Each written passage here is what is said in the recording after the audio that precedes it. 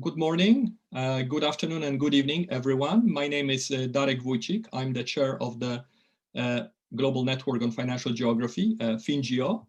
It's my pleasure to welcome you all to the last in this series of FinGeo online seminars.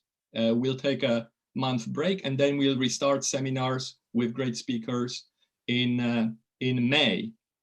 But this is the last in this series and a special one, and it's great to see such a big audience despite the potential confusion about the change of time and the GMT time zone. I think as geographers we have shown that we can handle clocks moving forward by 1 hour.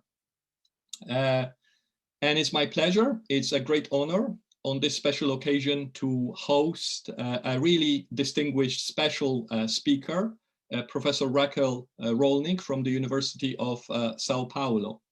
Raquel is an architect and an urban planner. She studied at the University of Sao Paulo and then also in New York and elsewhere. She was actually a director of planning for the city of Sao Paulo, and also the Secretary of Urban Programs at the Ministry of Cities in Brazil. She's the author of many books on housing, financialization, urban development. She also contributed a chapter to this very handbook of financial geography, which I had the pleasure to co-edit with Janelle Knox Hayes. Today, Raquel will speak about financialization of housing, including the financialization of informal settlement. So a fantastic, important topic to finish our first series of seminars on. Raquel will not use PowerPoint because she doesn't need one. In the tradition of great speakers, she will just speak. She will speak for about 25 minutes, after which we'll have plenty of time for a discussion, for questions and answers. So without further ado, thank you all for joining us here. Over to you, Raquel. Thank you, Dariusz. And thank you all the members of FinGeo for this incredible opportunity to share with you my thoughts, my hypotheses, and recent research results. Most of what I'm saying come from my book Urban Warfare, published in English by Verso and in Spanish by Descontrol and Lum, but I would add to that more recent insights that I will present here in a very adventure mode. So I apologize for that. So a new colonial power, which is flagless and faceless, is seizing our territories and transforming our landscapes and lives. So I would call it financialized digital neoliberalism. And sorry for the long denomination. And I use deliberately the word colonization to define a process which implies at the same time in territorial occupation, and a territorial occupation in its military security size dimension, but also in terms of the exercise of sovereignty, which has, like any other colonization operation, an extractive nature, and I will get back to that.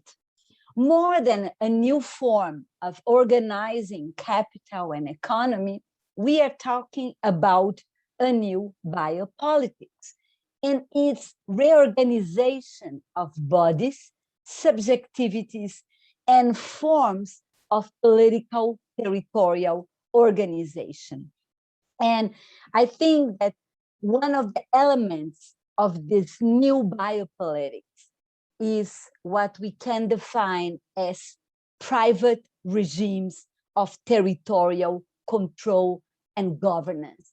And that have to do with public-private partnerships, development projects in which all tranche of territories, all parts of the city are under control of financial capital to receive, to extract interest from that, with the only goal of generating rent, interest for global and local capital invested.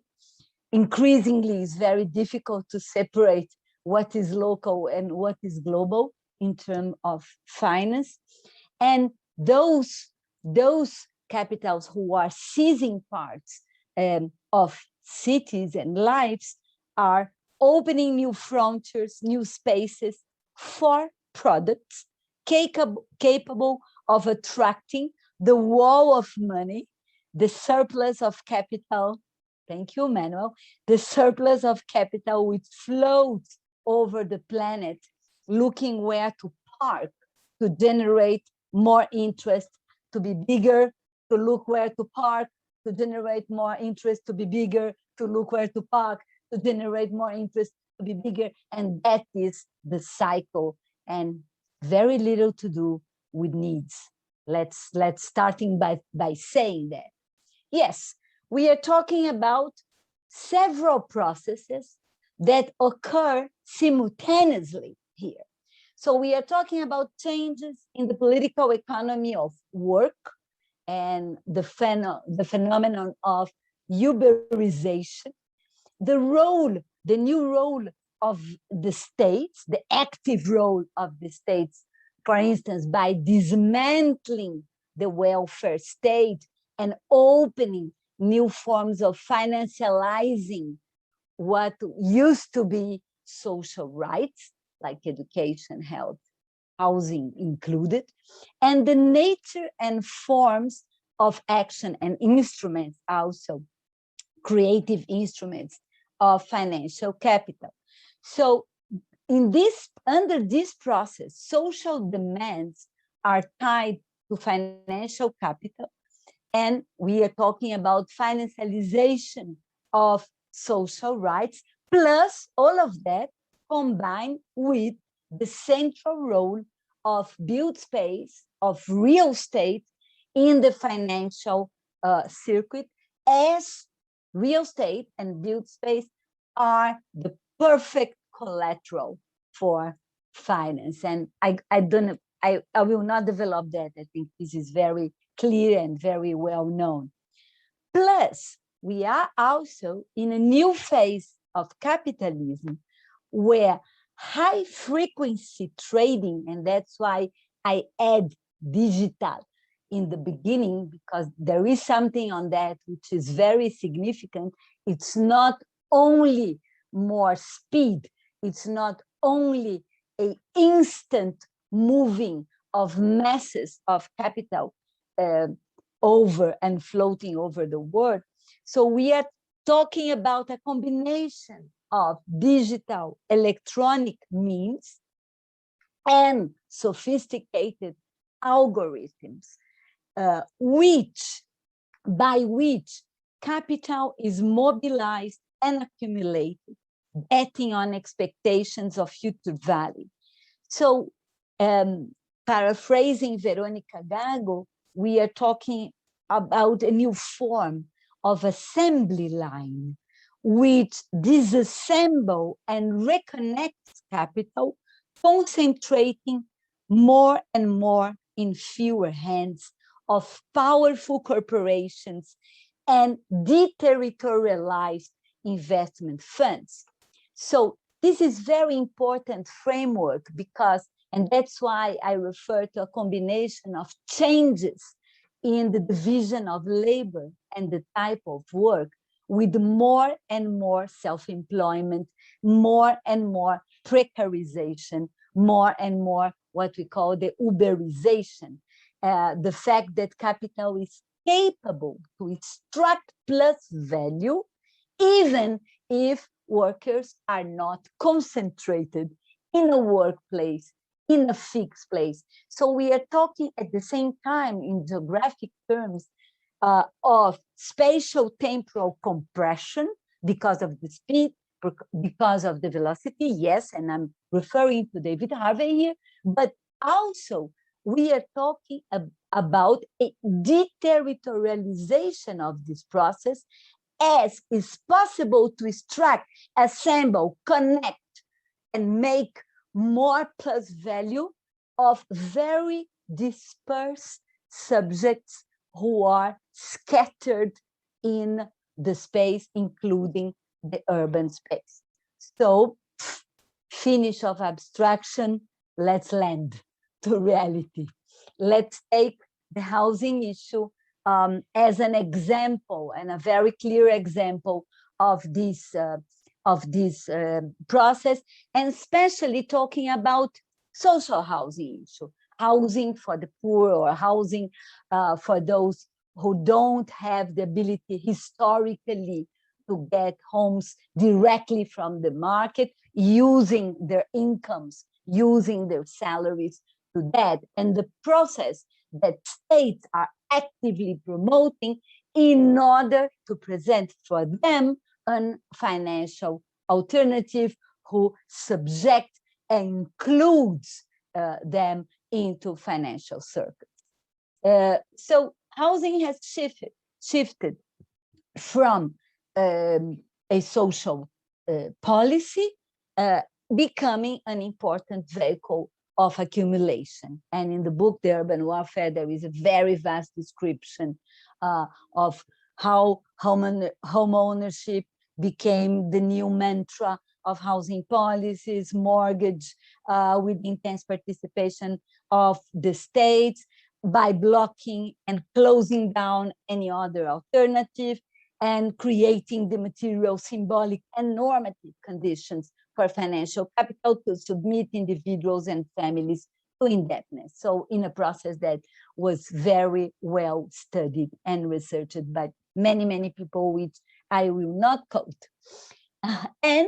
But after 2008, after the mortgage and financial crisis, now we have what we can call a new wave of financialization of housing through not homeownership anymore, but through rental housing. So let me get that. A new type of institutional corporate landlord, usually linked to transnational financial asset management companies, had begun to control a great number of rental housings and apartments in many cities. So these landlords' entry into the housing market was combined in some global cities and tourist destinations like London, New York, and Barcelona with other dimensions of the residential real estate financial complex to produce this new and toxic trend, unleashing once again massive process of dispossession. Broadly speaking, large financial investors entered the rental housing market after the bursting of real estate bubble of 2008, seizing the opportunity to buy those so-called toxic assets on the cheap. Known as vulture investors, global financial conglomerates bought devaluated assets in order to transform them into a new market frontier, infiltrating territories that had been neglected by or protected from them. By mobilizing an enormous amount of capital via private equity funds, hedge funds, real estate investment trusts, and other financial instruments, capital obtained through shareholders or directly from loans, they were able to buy up deeply undervalued housing stocks available to cities. These funds first entered the market by purchasing real estate directly from the banks, the stock of toxic assets composed for foreclosed or defaulting mortgage, and another way for the funds was the acquisition of companies created after the crisis in order to clean the bank portfolios. And many funds also bought directly from indebted and desperate homeowners. But these funds have also captured part of the controlled and regulated, still existing public housing stock by lots of social housing units from indebted cities, asphyxiated by fiscal authority measures. And also, this process has been combined with other process, which I won't have time to develop here, which is the race of automated landlords. Airbnb set the model of how financial capital can get into rental housing by extracting value of money by the subjects who own them, and also the process of promoting high-end houses, like in London, in New York, in what was called in the literature as safe deposit boxes, and other process like the promotion of rental housing by private developers as a housing policy promoted by different states. And we have lots of different countries which have done that. The effects of this process, once more, like in the previous phase, the home ownership mortgage phase, resulted in dispossession, displacements, homelessness, people not being able to pay the rent anymore, a housing crisis where we are embedded in, especially for ethnic, non-white, poor, vulnerable, and young. So for more specific groups who are more affected by that. Once more, the financial logic of the operation, the bets and strategy to make sure that revenues from invested capital will increase trumps people's needs, generating a new, also generating new forms of resistance. So we are witnessing the organization of new type of housing movements, especially tenants unions, rent strikes, and new forms of organization of around the right to housing, which appears here and there. So again, I won't develop those movements, but I think it's very interesting to understand them politically. Again, we have here the central role of state generating new incentives to the entry of these corporate landlords, starting with student housing, but then going to other types of housing as well, including the role of international cooperation agencies promoting rental housing policies everywhere. So seeing from the South, seeing from Latin America where I am, you can see clearly the IDB and the World Bank experts and specialists promoting seminars and saying, oh, okay, let's start the business of rental housing right now and how to do that. And let's create a new form of corporate landlords. And this is the new solution for housing the poor. So you can see very clearly how this wave, as in the previous phase, exactly same thing, is again reinventing how to do that under. So basically promoting public-private partnerships, rental public-private partnerships everywhere, mobilizing, and seeing from the South very clearly, mobilizing subsidies, mobilizing state assets like land, public land, but also mobilizing state budgets in order to subsidize, to make viable operations that guarantee revenues over time for the financial capital invested. And the key issue, the key shift involved in that is reframing housing as a service and service provision. So I think this is important in order to get into our last point here, which is what is the relationship of these schemes with, and again, seeing from the South, seeing from the periphery of capitalism, where despite the model and the diffusion of the international models of housing, you still had a majority of housing for the poor being produced under self-production, self-construction, from favelas to informal settlements of all kinds. So and of course, the massive production of housing has intervened on this market. I was referring to the massive production of housing in the previous phase, but still you have a big majority of low-income population living in informal, ever consolidated settlements. So how this process enter into informal residential market, especially in the cities, in the periphery of capitalism, and I would say more and more in the center of capitalism as well, because part of the new rental housing boom has to do with very informal ways of providing rental housing in the informal market. I refer to tenements and very precarious rental forms of rooms and parts of housing, including in the center of capitalism. So what are the entanglements, the link points between informal settlements and this process of financialized neoliberal capitalism?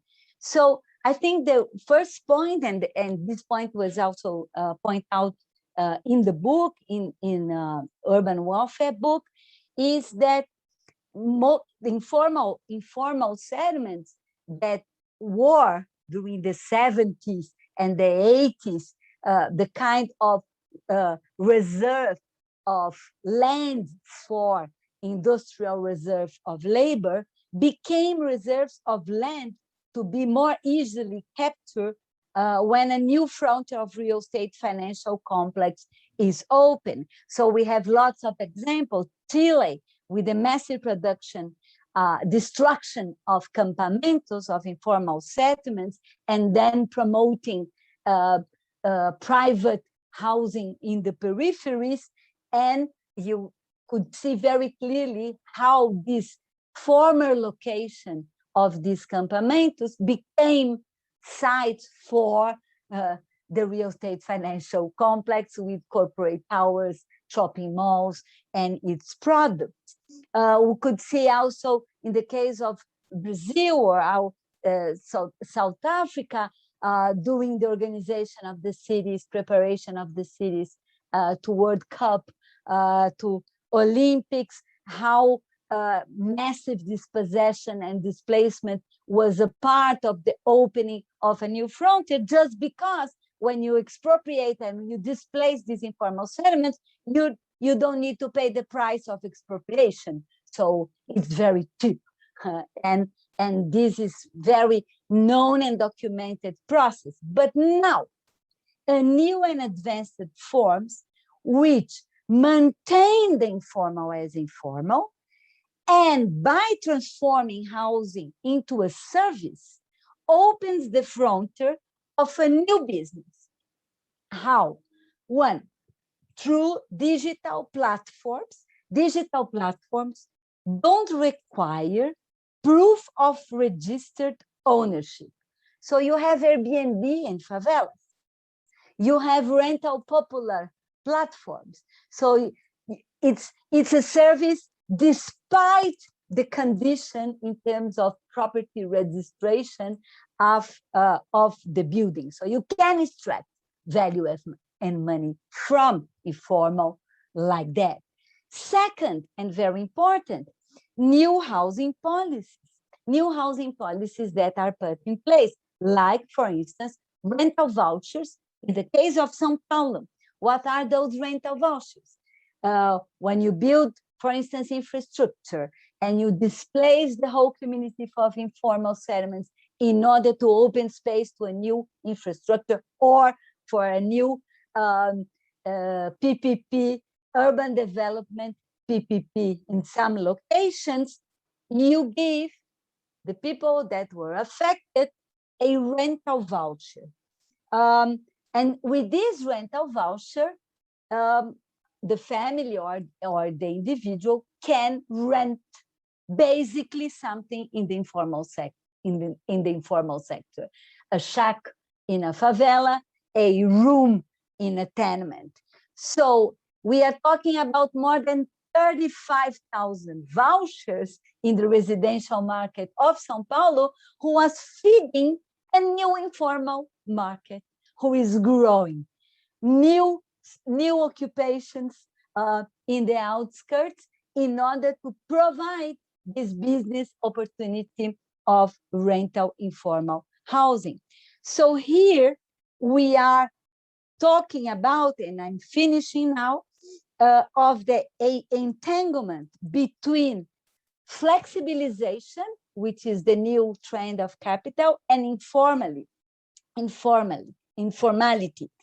And also, maybe we are thinking now about a private management of time instead of space. Housing as a service, you were talking about extracting value from management of time, or instead of management of space, in a process of deterritorializing more and more capital, but more and more for financial capital to be possible to extract value from the built space, allowing the financial capital to overcome one important historical obstacle for expanding, which is enter and exploiting the poorest among the poor.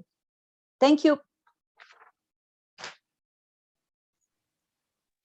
Thank you very much, Raquel. Thank you for such a lively talk, and you absolutely perfect time management, which it gives us a lot of time for discussion, questions, comments. Anyone would like to start, please?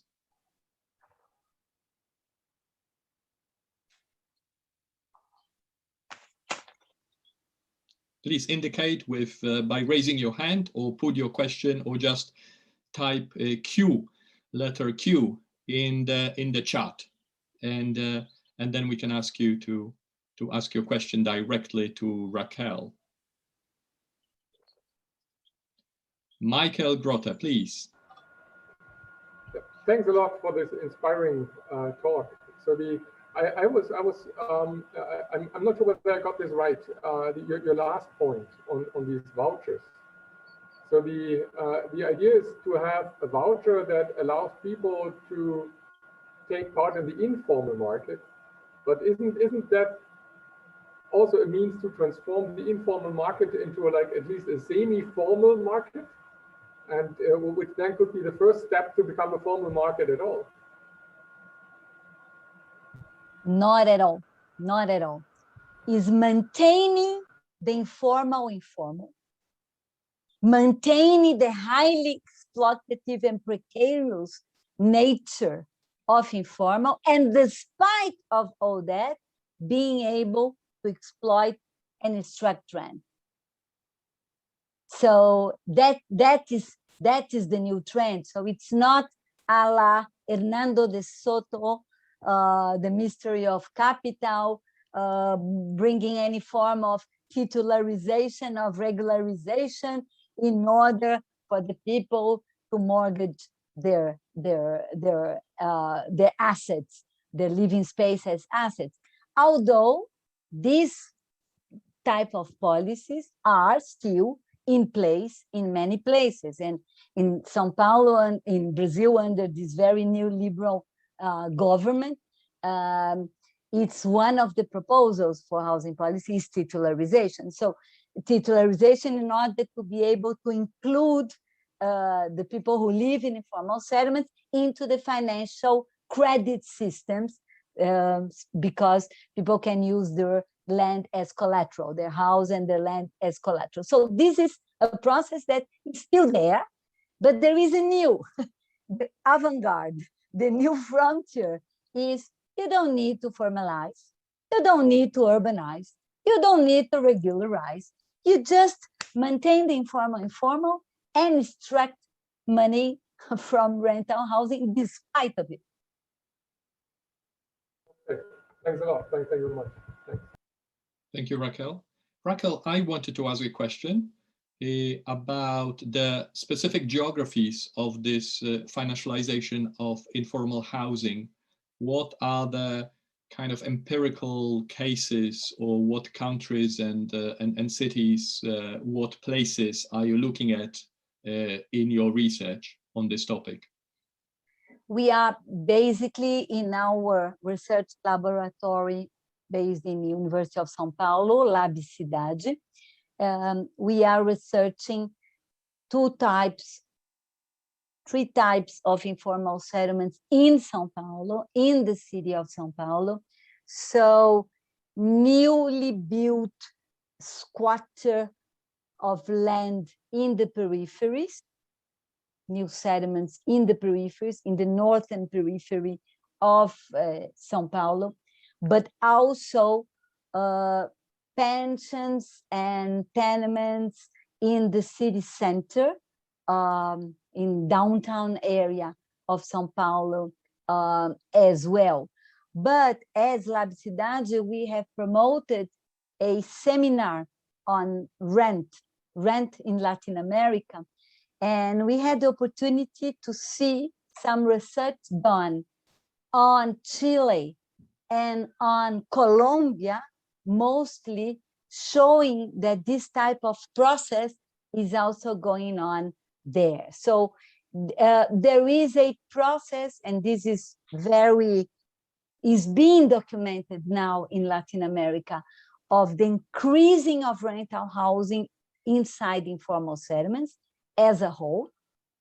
And you have also a process of the entry of new digital platforms, popular digital platforms in very low income neighborhoods, informal neighborhoods in the peripheries. So you were talking about a combination of process. Okay, thank you very much. I will return to that later, but for now I would like to turn to a question from Nefeli Rafti in the chat.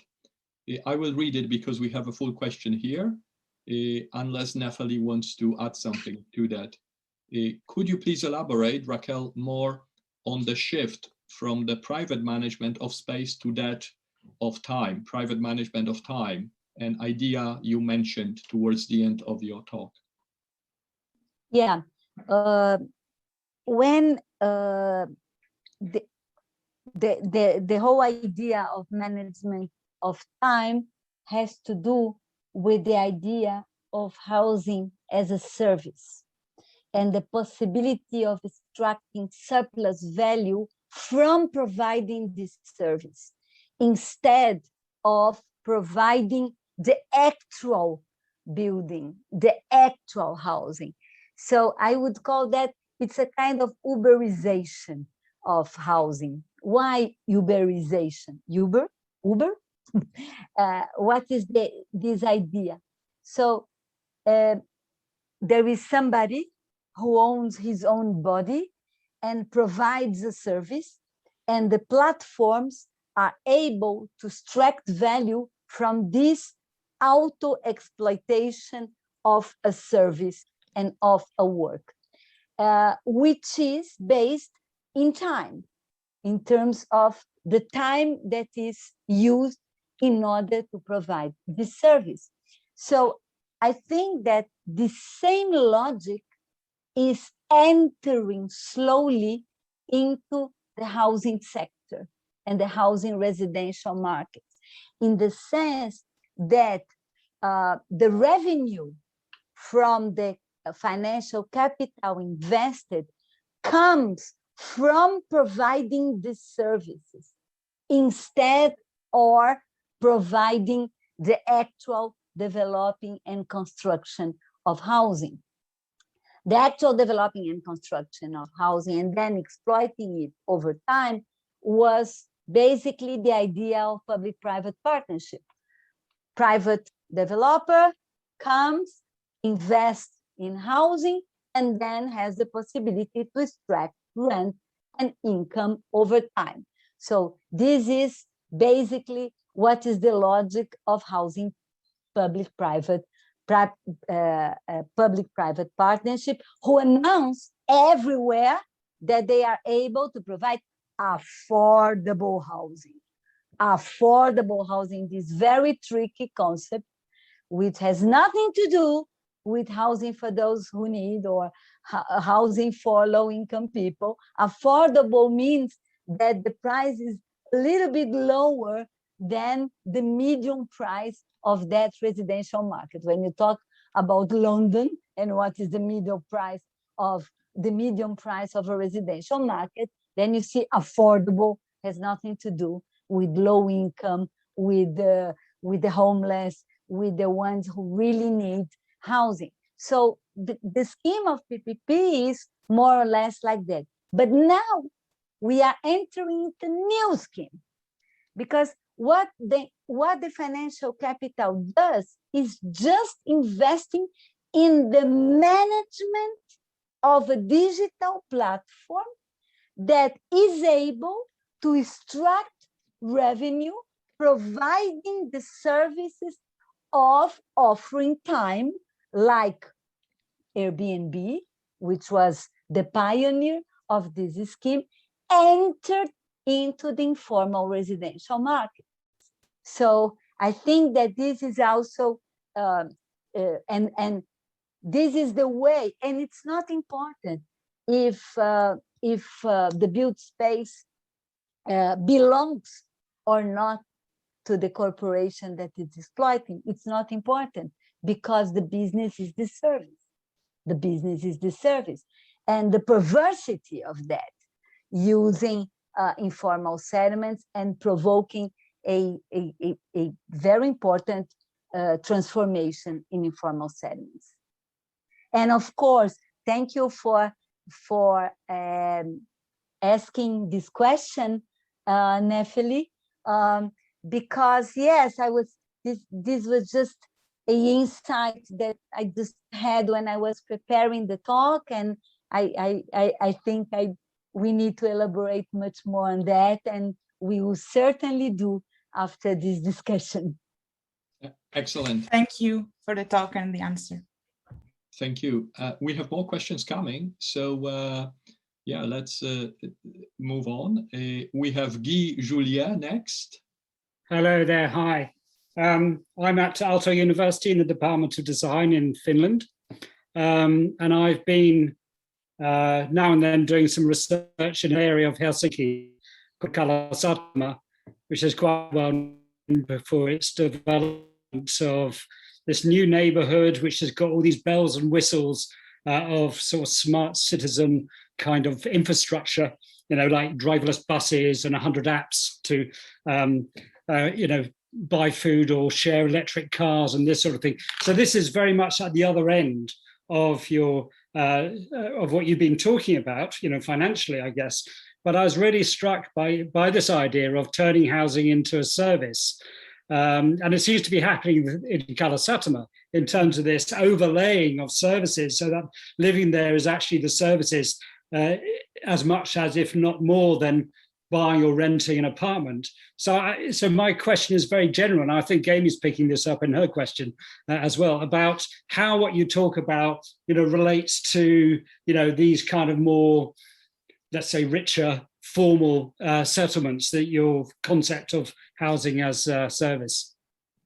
Certainly, absolutely. The idea here that we have a process from the top, but also a process from below.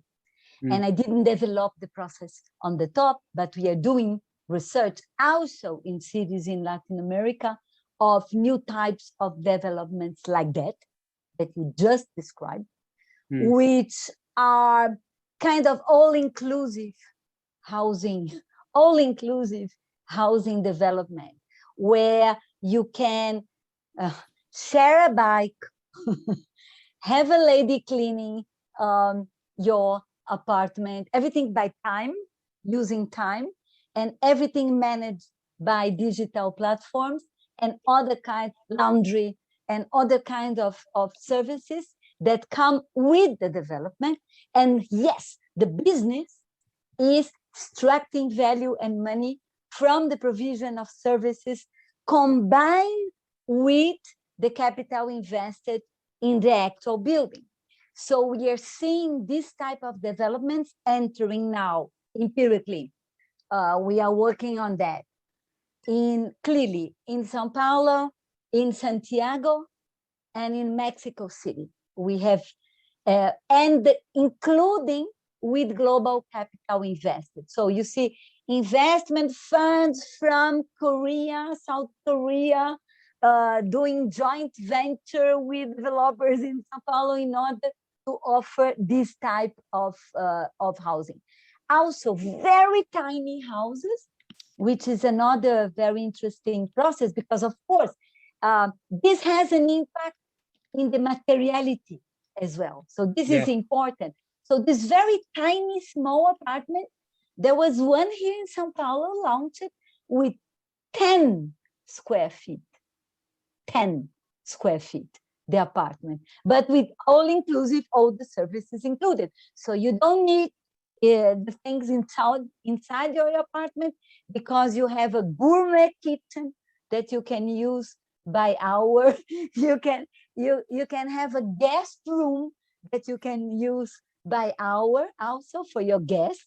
A room that you can, when you bring your family to have a lunch or a meal, you can use another room. So all of that are services included. So absolutely, we are talking about the process, which is, I would say, modeled in the high end, but then in the case of Latin America, which is the empirical case that we are seeing, also getting from down top. And also, and I didn't talk about that because that will be more complicated, but I definitely will have to get into that. That combines with the exploitation of services, which is being done by kind of militias in informal settlements. And we could see that in Sao Paulo, we could see that also in Medellin, Bogota, and in Mexico, which is militia entering into informal settlements where drug traffics and gangs exist, in order to announce and promote security for the citizens, offering security services for the people who live there. And once you enter into the security services, they also are providing electricity, providing internet bands, providing gas, so type of services, and exploiting that in a very violent way, because we are talking about private regimes of territorial control. This is that you control the territory and then you exploit the services inside, in the top, but also down under the existing languages of violence, imposed by violence. New form of governance, you have a new body governing the place, which is not the state. It's a kind of, it's a private power state. And we have these phases of private power states in both situations. And I think the interesting thing is the links between the two. Because usually we do research either high-end or on informal settlements, but there is a link between the two. And I think and that is my point here. We have to see those links and see the perverse effects of those links in the cities. Thank you, Raquel. I have a question I will read from Amy Horton. It's about the intersection between rental housing and aging.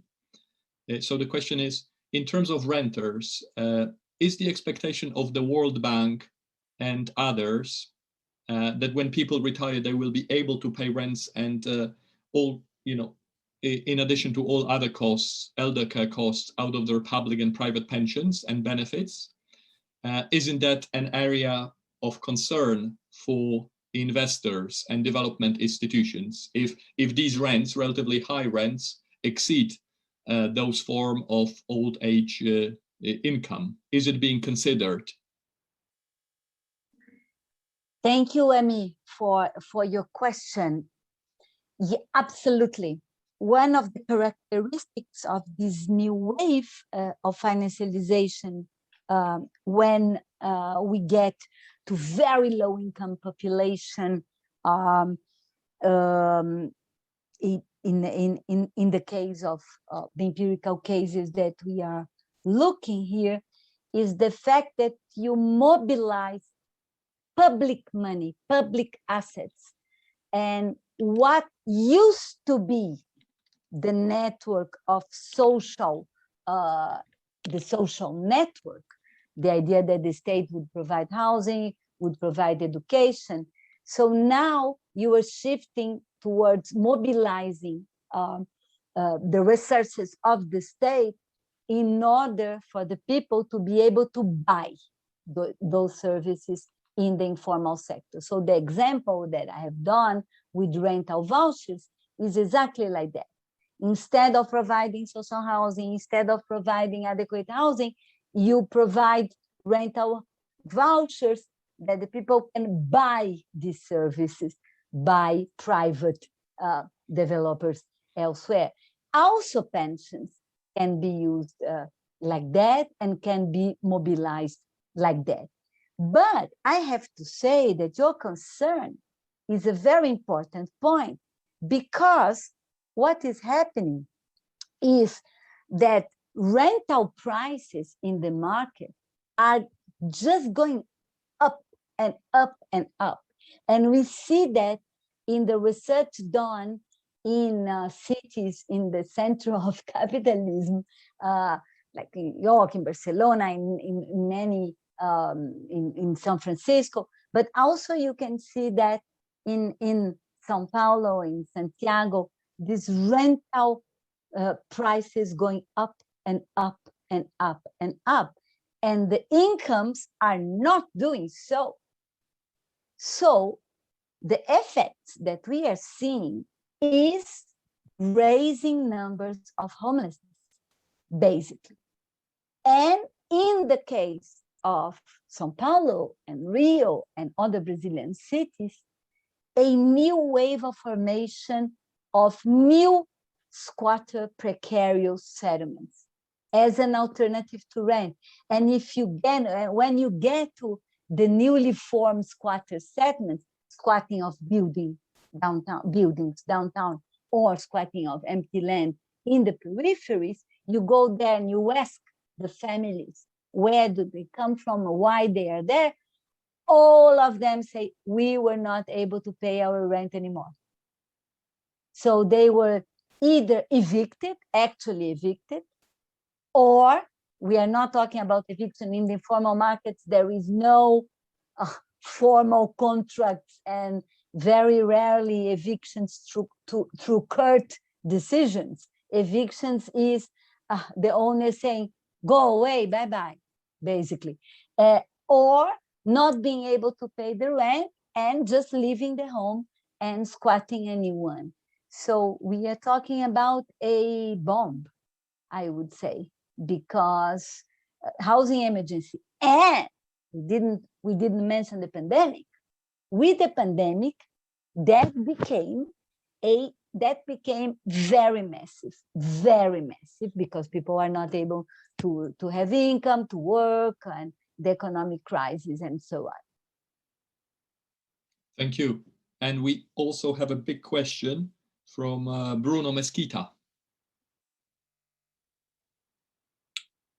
Bruno, are you there to ask? Yes, can you hear me? Yes. Okay, so my question was if there is any recent research being done that connects these processes of dispossession of urban informal settlements between the global south and the core of these capitalist countries. If there's anything that connects these two things together, and if that is also providing maybe an opportunity for a global grassroots response to fight this type of exploitation and financialization. Thank you, Bruno, for your question. That provides the opportunity of presenting my other self here, which is the activist work that we are involved in Brazil and elsewhere. And I think it's very, very interesting question, because I think we need to be more and more global, because yes, those processes are connected. As you can track some investment funds or equity funds or hedge funds involved in schemes like that in different parts of the world. So you can see that is the same investment fund that is sparking in different parts of the world. So the difficult thing, and I would love to have more people researching that, is following the money and trying to locate that and trying to draw this map that connects these investment funds, because it's a global map. It's planetary. It's very interesting to see how much they are present in different locations and different types of developments. And as we have movements and housing movements organized, normally they are very local, very city-based, and very local in terms of territories. But we just started to have to try to build a national platform here in Brazil, which is the Zero Evictions Campaign, Campanha Despejo Zero, which connects people from different parts in Brazil who are evicted. Normally collective evictions, because informal settlements are subject to eviction because they are seizing property which belongs to somebody else. So this somebody else normally goes to court and asks back this possession, repossession processes in court, and eventually there is court decisions that say, okay, bye-bye, you have to go and do that with the police force and enforcement of police. But also we are starting to see more and more evictions because of rent arrears. So the Zero Evictions campaign tried to build a national platform in order to lobby for regulation and legislation to protect the settlers, to protect the dwellers, to protect the renters, but also in order to mobilize and make visible this process. And I think, and this is our bet, that the Zero Evictions campaign could be global, could be international easily. And that would be very important in order to assemble these forces of mobilization, to assemble information and to build much more strength. Thank you very much. We have a few minutes left, so let's go through the remaining questions relatively quickly. We have Theo Temple.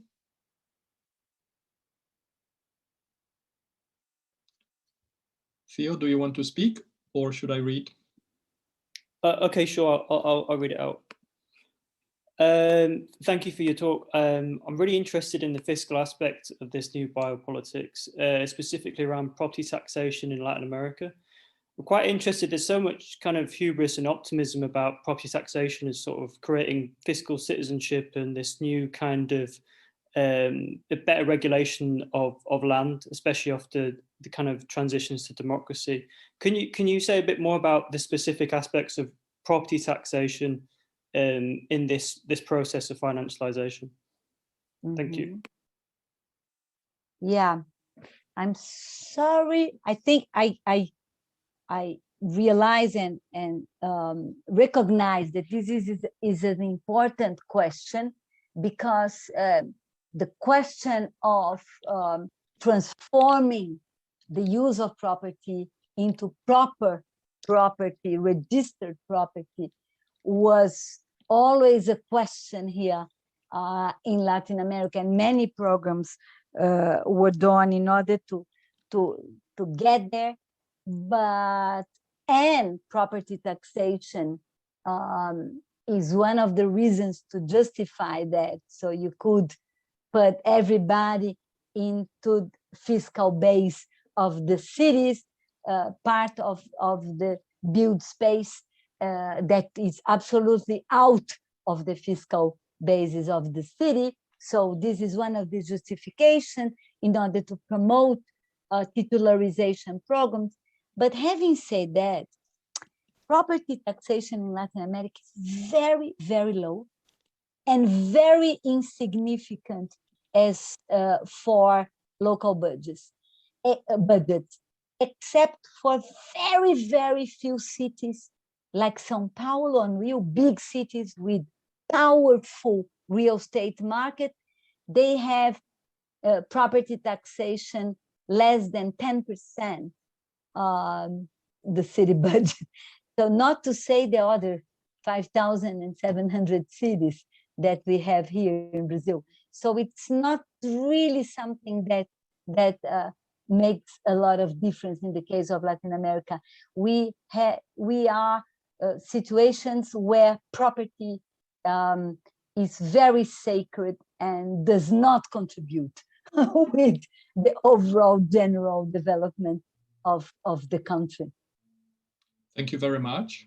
It's 2 o'clock British summertime, not GMT here. So we'll have to finish here. I have a couple of announcements to make before we finish. So apologies to Andra, Özlem, and Jan, who have posted questions which we haven't had time to cover here. But anyone can join us over the next half an hour or an hour on WonderMe for a bit of a social gathering directly after this meeting. Use the link that Karen has sent in the chat. But before I go, a few words to finish. First of all, above all, thank you, Raquel, for a stimulating, wonderful talk. I mean, it's low tech, but really high energy presentation on this hugely important topic, which, if anything, demonstrates how important financial geography, in my view, is to understanding the world, but also absolutely understanding everyday life and understanding what we can do in order to change things. So thank you for this wonderful presentation. As I said, this is the last in the first series of FinGeo online seminars. The next one will start in May. I think we have a slide that Alex can put on to just give you a taste of what's happening starting on May the 4th. So we have speakers again from around the world and a diversity of topics. So please keep that in mind. You will have detailed information on how to follow these events by our newsletter on our website. This series has been convened by David Bassens, Karen Lai, and myself in collaboration with Duncan Lido and Regional Studies Association, particularly Alex Holmes and Lisa Reynolds. So thank you all. The sessions have been very well attended, so we're very happy to continue for the rest of the year and beyond. As I said, please join us on WonderMe after this meeting. But before I go, let me just say the following. However seriously you do your research, and as Raquel said, follow the money. always approach life through pink glasses. So thank you very much. Join us on WonderMe, and goodbye.